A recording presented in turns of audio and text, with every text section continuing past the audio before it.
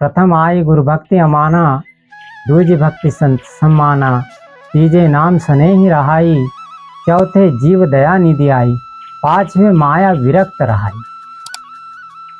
पांचवी भक्ति जो बताई है वह माया से विरक्त बताया है। माया दो प्रकार की होती है, एक बड़ी झीनी माया और एक मोटी माया। तो माया से विरक्त रहने के लिए बोला है। सदगुरु कबीर साहब ने कहा कि जो माया है वह माया मनुष्य को जो है तो बहुत सताती है, पर लेकिन मनुष्य भी जो है उस माया से अलग नहीं होता है। सदगुरु कबीर साहब ने कहा है कि माया इस प्रकार से प्रबल है, संतो माया तजी न जाई, जैसे बेल वृक्ष लपलपताई। माया एक ऐसी प्रबल है जिस प्रकार से कोई वृक्ष हो और वृक्ष के ऊपर जो बेला है, बेला उसको पक्का कस के बांध देती है और लपट जाती है। और यहाँ तक के है कि जहाँ तक का वृक्ष का अंतिम छोर होता है वहाँ तक के वह माया बेला पहुँच जाती है। उसी प्रकार से मनुष्य को यह माया लगती हुई है। कहाँ तक है? संतो माया तजी न जाए, जैसे बेल वृक्ष लगता है। घर तजे तो ग्रह तजे, मंदिर बनावे उदय अस्त दे फेरी, और कुटुंब तजे तो शिष्य सारा चाहो, ऐसे मन माया नहीं घेरी। अगर हमने माया को त्यागने के विषय में बोला है तो माया त्यागने के विषय में जो है, अगर हमने घर को छोड़ दिया और जाकर कहीं दूर जाके मंदिर बना लिया और मंदिर में हम निवास करें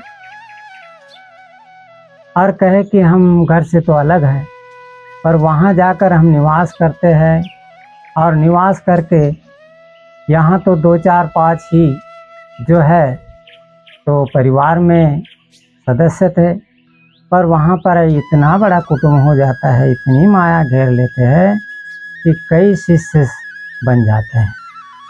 इसीलिए कबीर साहब कहते हैं कि ग्रह तजे मंदिर बनावे उदय अस्त दे फेरी, और कुटुंब तजे तो शिष्य बनावे, ऐसे मन माया ने घेरी।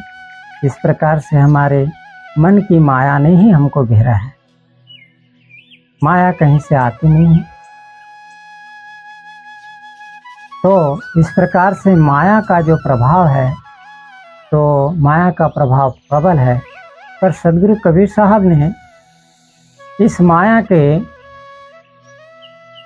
प्रभाव में रहते हुए भी उपाय बताया है किस प्रकार से इस माया में ही रह कर के हम अपना जीवन सफल बना सकते हैं, भक्ति कर सकते हैं और उस परमात्मा तक के पहुंच सकते हैं, मुक्ति को प्राप्त कर सकते हैं। सदगुरु कबीर साहब कहते हैं कि संसार में माया तो फैली है, तो संसार की माया है, पर हमारे मन की माया हमसे नहीं छूटती है। पर लेकिन सदगुरु कबीर साहब कहते हैं, संतो कोई सतनाम प्यारा, जिनकी रहनी अपार जगत में कोई सतनाम प्यारा हो। जिनकी रहनी अपार, कबीर साहब ने कहा कि ज्ञान कथे सो पूत हमारा, कथनी कथे सो नाती, रहनी रहे सो गुरु हमारा, हम रहनी के साथी। जो ज्ञान का कथन करता है वह हमारा पुत्रवत है, कथनी कथने वाला हमारा नाती है, अर्थात पुत्र का पुत्र है। ज्ञान कथे सो पूत हमारा, कथनी कथे सो नाती, और जो रहनी रहे सो गुरु हमारा। जो रहनी में रहता है वह गुरु के तुल्य है, और जो वह हमारे रहनी वाला होगा उसके हम साथ में हैं। सदगुरु कबीर साहब ने कहा कि जिनकी रहनी अगर अच्छी है तो वहीं पे हमारा निवास है। इसीलिए सदगुरु कबीर साहब ने कुछ उदाहरण दे करके बताया है कि जिनकी रहनी अपार जगत में सोई सतनाम प्यारा हो। जिनकी रहनी अगर अपार है और जिनको सतनाम का जो प्यारा होगा तो उसके लिए कहा है कि पहला उदाहरण दिया है कि जैसे पुरोहिन जल बिच उपजे जल में करत पसारा हो, वाके पत्र नीर नहीं व्यापे झरक जात जैसे पारा हो। जिस प्रकार से पुरोहिन पत्र जल में उबजता है और जल में ही वह पसारा करता है, जल में पसारा करते हुए अपना पूरा जीवन ही वह जल में रखता है, लेकिन अब उसके ऊपर अगर पानी की एक बूंद भी ढरक पड़ जाए तो वह पानी की बूंद को ढरका देता है। उसी प्रकार से सदगुरु कबीर साहब कहते हैं कि हमारी रहनी इस प्रकार से रहना होना चाहिए संसार सागर में, कि किसी प्रकार से हमको किसी भी प्रकार का विकार ने नहीं पकड़ना चाहिए। ऐसी हमारी रहनी होना चाहिए। दूसरा उदाहरण दिया है, जैसे सती जरे पिया संग पिया बचन नहीं टारा हो, आप तरे और अनको तारे तारे कुल परिवार हो। जिस प्रकार से एक सती स्त्री अपनी जीवन काल पर्यंत अपने पतिव्रता धर्म का पालन करती है और पतिव्रता धर्म का पालन करते हुए जीवन भर पतिव्रता धर्म का पालन करके और जीवन बिता देती है, और जब अपने पति का अंतिम समय आता है तो वह पति के साथ में जलने के लिए तैयार हो जाती है। यह सोच लेती है कि मैंने आज तक के जीवन में हमारे पति की पूर्ण रूप से सेवा किए और पतिव्रता धर्म का पालन किया, वह अपनी रहने में किसी प्रकार की चूक नहीं की उसने, और जा करके जो है तो शमशान में पति के साथ में जल जाती है।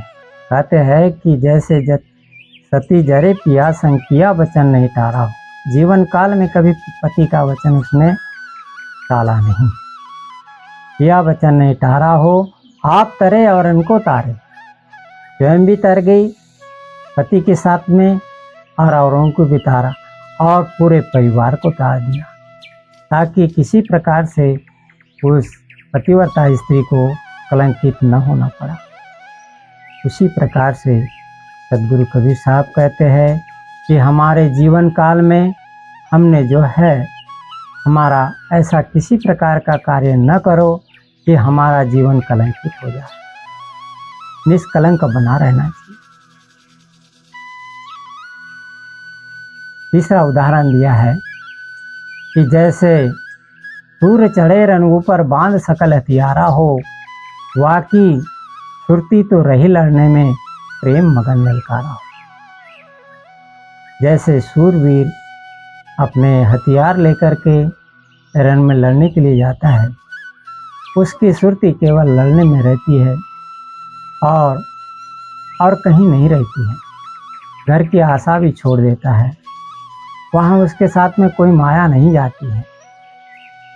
उसी प्रकार से जो है जा कर के वह रण में टुकड़े टुकड़े क्यों न हो जाए, प्रेम मगन ललकारा हो, वह की सुरती रही लड़ने में प्रेम मगन ललकारा हो, तो ही सतनाम प्यारा हो। तो सदगुरु कबीर साहब कहते हैं कि ऐसी हमारी जो है भक्ति करने में हमारी सुरती कैसी रहना चाहिए। संसार सागर के जो बंधन है, संसार सागर के विकार है, उस तरफ नहीं रहना चाहिए। हमारी सुरती सदगुरु के प्रति बताए हुए वाणी वचन पे रहना चाहिए।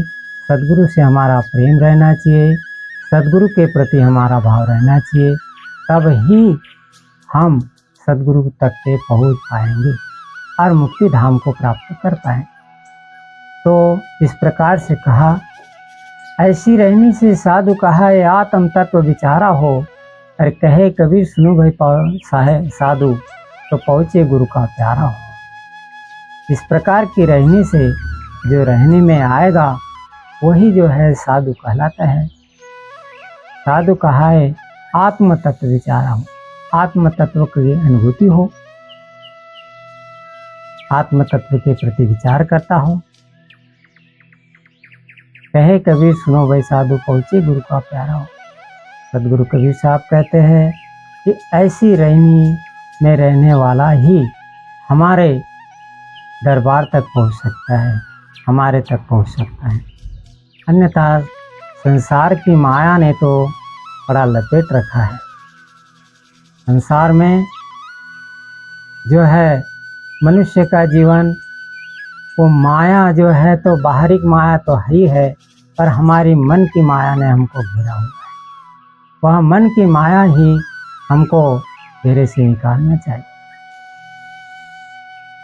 अगर हम कहें कि घर छोड़ करके माया को छोड़ करके हम कहीं जंगल में चल जाए, सदगुरु कबीर साहब ने यहाँ तक के बताया कि बन के गए सो क्या हुआ, मन का छुटा न राग, सकल वासना बस करो तो घर ही में बैराग। अगर हम जंगल में चले गए और जंगल में जाने के बाद में हमारी वासनाएं नहीं छूटी तो जंगल में जाने के बाद भी हम तो बंधन में पड़े हुए हैं, माया में पड़े हुए हैं। इसलिए साहब कहते हैं कि घर में भी बैराग हो सकता है। हमारी वासनाओं को हमारे रहनी विचार आचरण आदि को सुधार करे तो हम घर में भी भक्ति कर सकते हैं और मुक्ति के मार्ग को प्राप्त कर सकते हैं। तो यह जो है सदगुरु कबीर साहब के बताए हुए जो शहीद धर्मदास साहब जी को बताया वह भक्ति मार्ग का चौथा पांचवा अंग हुआ है, माया से विरक्त रहना।